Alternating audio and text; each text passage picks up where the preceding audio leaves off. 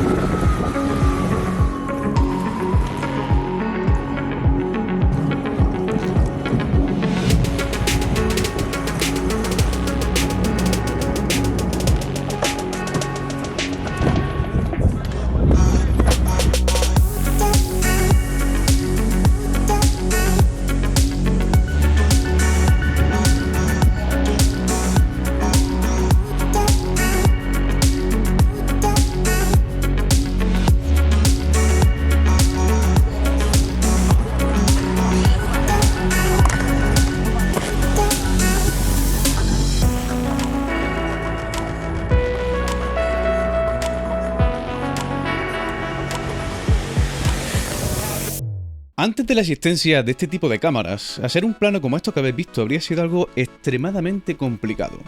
Habría que haber usado una grúa que sujetase un gimbal controlado por radio, que descendiese hasta que un operador de cámara como Boogie o Daniel y la Vaca pudiesen cogerlo, se tirasen al foso con patines y siguiesen a Robert al ritmo del encuadre al salir. Y como podéis ver, yo he hecho prácticamente lo mismo. Realmente me he jugado la vida fundiéndome con el riesgo como si fuésemos una sola entidad. Años de entrenamiento físico y mental para usar como es debido... ¡Un palo! ¡Un palo! Un palo.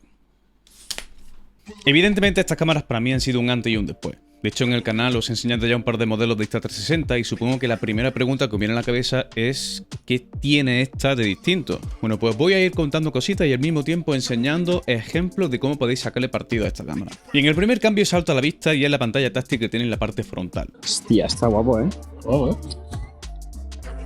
Buah, la pantalla es 1000 veces mejor. Esta pantalla hace la vida muchísimo más cómoda a la hora de usar la cámara, sobre todo al revisar material sin tener que estar entrando constantemente en la aplicación. Que si vas con prisa pues puede hacerse un poquito tedioso entre que conecta la cámara por Wi-Fi o por Bluetooth, sincroniza los vídeos, etcétera, etcétera, etcétera. En uno de los laterales pues tenemos un acceso a la batería, que en este caso ha aumentado hasta 1800 mAh, y en el otro lateral tenemos el botón de encendido y un acceso rápido a distintos presets que podemos programar. En este botón yo lo que he hecho es guardar distintos settings para sacar el máximo partido a la cámara dependiendo de la situación en la que esté trabajando. Por ejemplo, tengo un preset para baja iluminación, otro para días con mucho contraste y otro para cámaras lentas. Pero que podéis guardar muchísimos más. Luego en la parte frontal tenemos el botón para grabar, que es este de la izquierda, y otro para cambiar los modos de la cámara entre 360 y el de una sola lente, que es una de las novedades que han incluido aquí. Es decir, aunque la X3 está pensada para grabar escenas de acción en 360, también podemos usarla como si fuese una cámara normal, obteniendo una imagen en 4K, pero con la estabilización característica de estas cámaras y además con la posibilidad de nivelar automáticamente el horizonte. Este modo nos deja elegir también la distorsión y el aspecto de la imagen, es decir, si queremos que el vídeo esté en vertical o en horizontal. Así que podemos tener el mismo plano adaptado a YouTube y además también su versión en vertical para Instagram o TikTok sin perder nada del encuadre. Lo que hace este modo realmente es grabar como una especie de disco y luego nosotros en postproducción elegimos qué parte o qué forma de ese disco queremos nosotros enseñar. Es un poco la metodología de trabajo que tiene la Insta360 Go, pero obviamente con un sensor mucho mejor y mucho mejor calidad de imagen. Y vosotros diréis, bueno, ¿y para qué sirven estos modos nuevos? Pues precisamente para todos esos momentos en los que no necesitas tanto grabar en 360 o en los que te quieres ahorrar precisamente pasar por la aplicación para hacer reencuadre. Por ejemplo, si te vas de viaje y quieres simplemente bloquear con la cámara. Algo interesante que puedes hacer con la cámara también es conectarle AirPods o cualquier auricular Bluetooth que tenga y usarlo como micrófono. O si por ejemplo haces ciclismo y sueles llevar la cámara pegada en el pecho, pues obviamente la parte de atrás no quieres que se enseñe porque es simplemente tu pecho, ¿vale? Pues en ese caso puedes poner la cámara en modo de una sola lente y de esa manera pues utilizarla como si fuese simplemente una cámara de acción. Aparte, esta misma filosofía se puede utilizar también en un modo nuevo que es el modo selfie, que en este caso sí que utiliza las dos lentes, pero en lugar de procesar toda la esfera, lo que hace es apuntar únicamente a la mitad de la esfera que está apuntando hacia el palo, es decir, el que te enfoca a ti.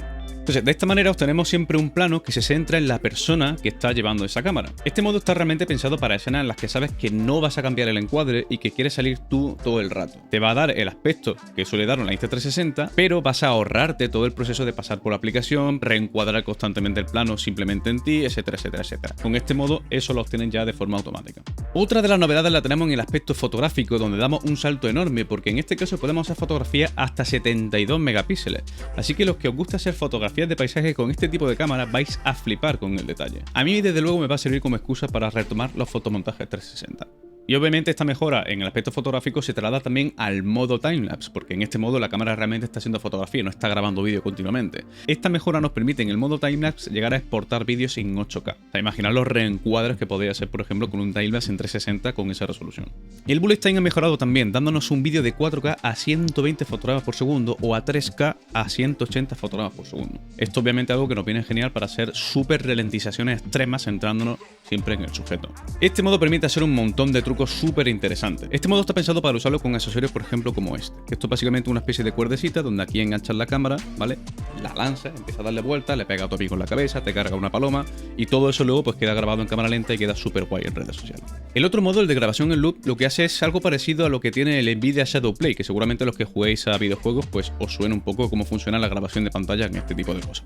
Este modo es súper útil cuando tú necesitas estar grabando constantemente, pero únicamente necesitas guardar los últimos minutos o los últimos segundos de lo que ha ocurrido realmente. Por ejemplo, un fotógrafo de naturaleza que quiere llevarse la cámara para grabar un making of de sus sesiones de fotografía, pero que durante 2 horas pues no ha ocurrido absolutamente nada. Y de repente en los últimos minutos pues ha aparecido ese zorrillo que por fin ha podido fotografiar. No tiene sentido en este caso darle a guardar y quedarte con 2 horas de metraje dentro de tu tarjeta en los que no ocurre absolutamente nada. Bueno, pues este modo lo que hace básicamente es descartar todo lo que no son esos 2 últimos minutos o lo que tú le vayas programando. Ahora, para mi gusto, una de las mejoras más importantes es la del HDR activo. Este modo lo que hace es básicamente darnos mucho más rango dinámico en la cámara, pero nos permite grabar pues plano estabilizado con una calidad de imagen potente, incluso en días con mucho contraste. Entonces, este modo te viene perfecto, por ejemplo, si estás paseando por un bosque donde el sol se está filtrando, pero tú estás caminando también por la sombra y quieres que todo entre en rango.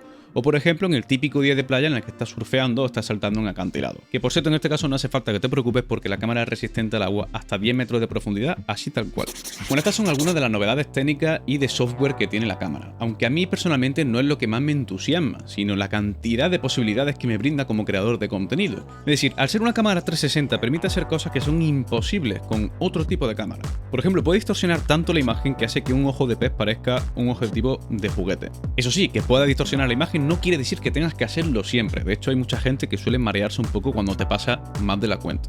Y en esos casos alguno dirá, bueno, entonces si no voy a distorsionar la imagen, ¿para qué quiero una 360? Bueno, pues precisamente porque como la cámara es lo que está grabando, es toda la esfera que hay a su alrededor, lo que puedes hacer tú es reencuadrar en postproducción. Es decir, obtienes un plano normal como de una cámara sin distorsionar, pero con la posibilidad de elegir el encuadre posteriormente en postproducción. Esto es súper útil en escenas de deporte de acción, y de hecho lo que me ha permitido a mí sacar este tipo de planos. Sin embargo, si te flipa distorsionar la imagen y experimentar con ello, pues este tipo de cámaras te permite llamar muchísimo la atención, tanto en contenidos para redes sociales como en proyectos audiovisuales bastante más importantes. Por ejemplo, en este videoclip utilizaron precisamente una cámara 360 para dar un concepto visual súper llamativo. La clave para aprovechar este tipo de distorsiones es encontrar entornos que envuelvan la cámara, es decir, estructuras curvas o las líneas paralelas dan mucho juego con esto. Y el efecto se acentúa conforme más cerca estés de la cámara, así que pasar por puentes, túneles o pasillos puede darte unos planos súper interesantes. Otra de las cosas a las que destaca este tipo de cámara es la posibilidad de hacer movimientos imposibles sin un dron FPV o grúa especializada o un operador de cámara experto en tomas de acción. Y la clave para esto está en el uso de los accesorios. Por ejemplo, con el palo extensible que puede llegar incluso a los 3 metros de longitud, podemos hacer planos súper interesantes. Como la cámara se estabiliza automáticamente al tener tanto eje y tantas referencias precisamente por estar grabando en 360 y el reencuadre lo hacemos en postproducción, lo único en lo que tenemos que preocuparnos es del movimiento que hace la cámara en la escena, es decir, el trazado que dibuja la cámara en el espacio. O sea, cuando enseñé este vídeo a mis compañeros de patinaje se pensaban que había seguido a Robert con patines, pero realmente estaba a 3 metros suya corriendo por las rampas con un palo, para que os hagáis una idea del nivel de estabilización que tiene la cámara. Pero es que lo mejor de todo es que al poder reencuadrar en postproducción, lo que podemos hacer es obtener múltiples versiones de un mismo plano. Por ejemplo, en esta toma probé a hacer un giro de cámara a ver qué tal quedaba, pero el resultado como que mareaba demasiado, así que al final pues hice otra versión algo más light y fue con la que me quedé finalmente. Esto con otro tipo de cámara es directamente imposible. Luego, otro de los usos interesantes para mí mí es el de poder exagerar la perspectiva. Normalmente la cámara por defecto te da una visión equivalente a la de cualquier cámara de acción, es decir, el típico ojo de pez. Pero si le pides a la cámara que añada más distorsión al plano, puedes acentuar muchísimo la perspectiva y eso, en movimiento, es equivalente a sensación de velocidad, lo cual es ideal en deportes extremos. Eso sí, no hablamos solamente de deportes extremos. Esta cámara da mucho juego también en situaciones mucho más prácticas, por decirlo de algún modo. Por ejemplo, yo lo estoy usando para usar mi técnica con los patines sin tener que depender de alguien grabándome. Simplemente pongo la cámara en el suelo, le pido a la app que me rastree y listo. Tengo un plano siguiéndome constantemente que me permite analizar mi movimiento. Otro caso interesante es el de usarla para bloquear sin tener que pensar en el encuadre. Una de las cosas que ha mejorado muchísimo esta cámara es en el audio, y en este caso lo que puede hacer es captar la escena y posteriormente en postproducción eliges qué parte quieres enfocar. Yo no sé en qué momento he dicho esta mujer hace ruta, ¿sabes? Ella me está criticando. Y aquí voy a echar las armas por la boca, ¿sabes? Y la niña diciendo, venga, más rápido, sígueme. Y encima me insulta, ¿sabes? Sara, tengo 33 años, ¿eh? 33 años. ¡Dejadme ya! 33 años tengo, Sara. Pues es que yo te llevo cosas Me guays. está llevando al huerto, Sara. No, al huerto a estas horas no te llevo. Hasta luego. Desde la aplicación puedes decidir si quieres el audio en bruto Qué bueno se nota la rueda esa, ¿eh? o si quieres centrarte en la voz. Qué bueno se nota la rueda esa, ¿eh? ¿Cómo se nota esa mierda? Así que para blogs de viaje donde la historia es lo importante y no hay tanto el aspecto cinematográfico de la grabación, creo que es un combo ideal. Pero ojo, que esta es la forma de sacarle partido a la cámara en la grabación. Y aquí no para la cosa.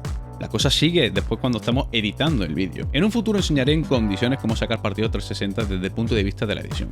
Pero lo bueno es que aquellos que no tengáis mucha experiencia podéis hacer cosas súper chulas sin tener ni idea de cómo se edita un vídeo. Tanto desde la aplicación de escritorio como la del móvil podéis hacer todo con un par de clics. Estas aplicaciones tienen un montón de opciones, pero una de mis favoritas es obviamente el tracking automático, básicamente porque es que te quita horas de estar añadiendo keyframes constantemente. Esta es la opción que te permite seguir a alguien sin tener que pensar, y de hecho es la que utilizo yo cuando quiero analizar mis propios movimientos con los patines. Le das a rastrear y la aplicación lo hace todo solo. La otra opción, un poquito más avanzada, es la de utilizar keyframes, en la que básicamente le decimos qué posición queremos nosotros tener en el reencuadre y además también la distorsión, el ángulo de visión, la inclinación, etcétera, etcétera, etcétera. Esta es la opción que utilizo yo desde la aplicación cuando quiero hacer cosas un poquito más pulidas. Ahora, si prefieres editar desde el móvil, te recomiendo hacerte con el Quick Reader. Es un accesorio que nos permite acceder a los archivos de la tarjeta directamente desde el teléfono sin utilizar cable, wifi o sin descargarlo al dispositivo. De esta forma podemos reencuadrar los vídeos sin ningún tipo de lag y exportar rápidamente los fragmentos que nos interesen a las redes sociales en un momento. A mí esto es algo que me viene perfecto porque una de mis opciones favoritas dentro de la app del móvil es la de Viewfinder, que desgraciadamente pues no está disponible en la de escritorio,